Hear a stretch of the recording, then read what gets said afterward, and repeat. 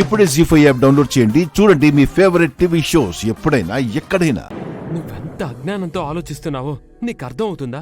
నేను నిర్ణయం తీసేసుకున్నాను బావా. ఇక నా నిర్ణయంలో ఎలాంటి మార్పు ఉండదు. ఇదంతా నిజమే కదా? జరిగిందంతా ఒక పీడికలైతే బావుండని నాకు అనిపిస్తుంది.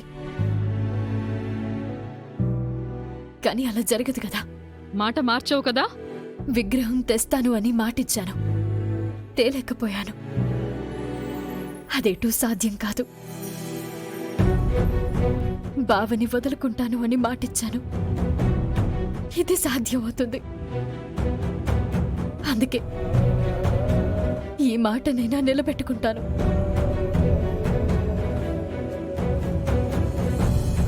అత్తయ్య, మావయ్య, 100 మంచి పనులు చేసి ఒక్క చెడ్డ పని చేస్తే ఆ 100 మంచి పనులు చెరిగిపోతాయి.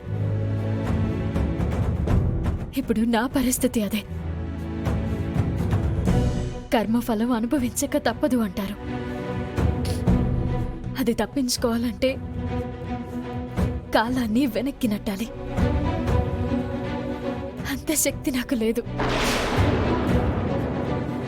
నా వల్ల మీకు చెడ్డ పేరు రాకూడదు, మీ గౌరవం తగ్గకూడదు, మీరెక్కడా తల వంచకూడదు.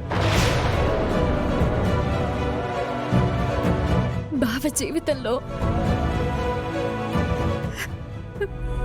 ఇంక నేనుండను.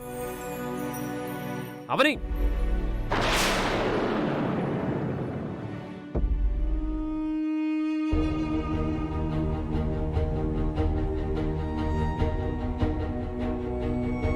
అవని మంచి నిర్ణయం తీసుకుంది. ఇక అందరి ప్రాబ్లం సాల్వ్ అయిపోయినట్టే.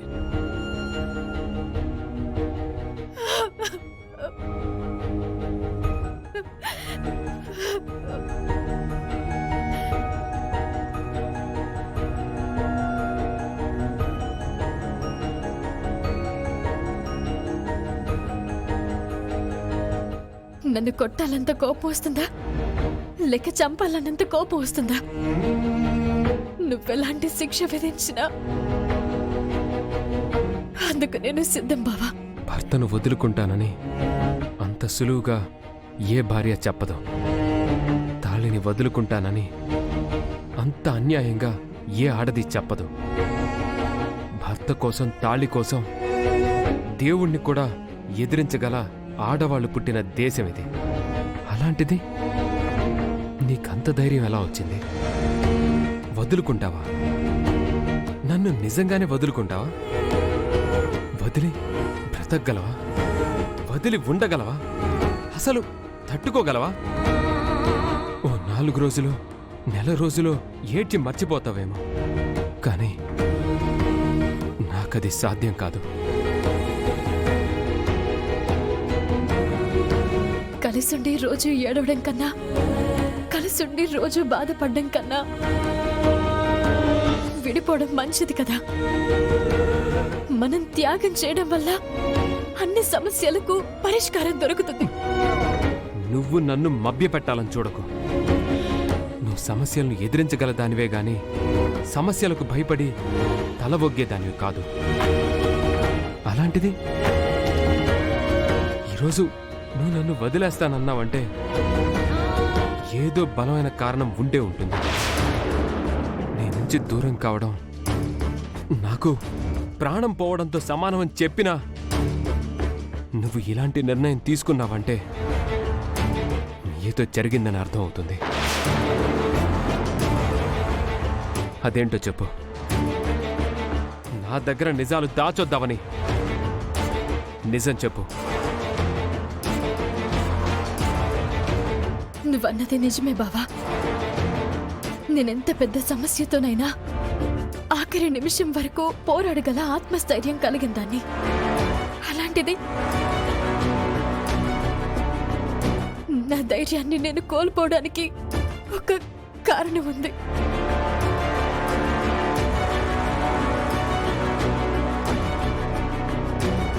అత్తయ్య మావేలు సిరిపురం నుంచి వచ్చిన తర్వాత ఏం మాట్లాడుకున్నారో తెలుసా?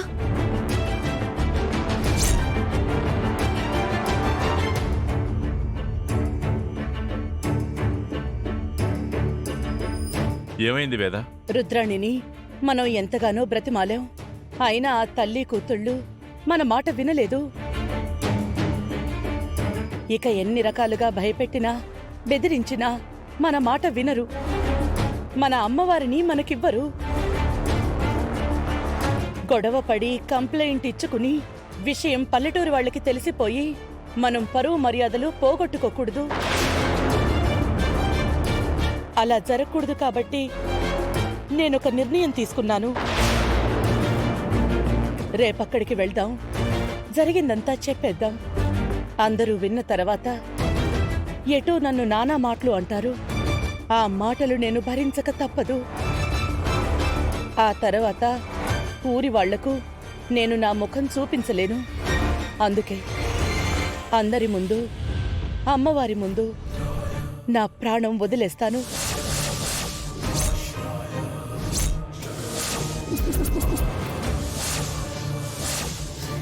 ఏంటా పిచ్చి మాటలు?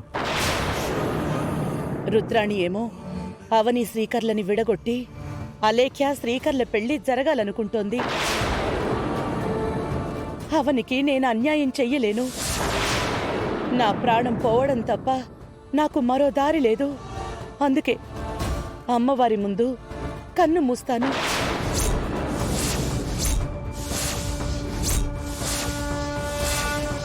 ఇంతకాలం నా అమ్మవారికి నేను సేవ చేసుకున్నాను. ఇక మీదట నాకా భాగ్యం ఉండదు. ఈ విషయం గురించి నేను పదే పదే ఆలోచించి కుమిలిపోయి బాధతో చావడం కంటే ఆత్మహత్య చేసుకోవటం మంచిది కదా. నువ్విలాంటి పిచ్చి పిచ్చి నిర్ణయాలు తీసుకుంటే నేనెలా బతుకుండగలను వేద?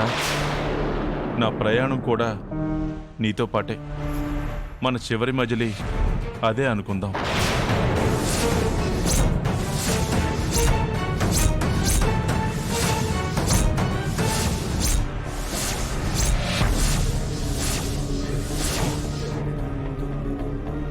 అందుకే ఇలాంటి నిర్ణయం తీసుకోవాల్సి వచ్చింది బావా. అత్తయ్య వల్ల 10 ఊళ్ళు బాగుపడతాయి. మన కుటుంబం చల్లగా ఉంటుంది. అత్తయ్య లేకపోతే అంతా చీకటైపోతుంది. అలాంటి అత్తయ్య ప్రాణం కాపాడుకోవడం కోసం నేను నిన్ను వదులుకుంటాను అని చెప్పాల్సి వచ్చింది బావా. నన్ను క్షమించు బావా.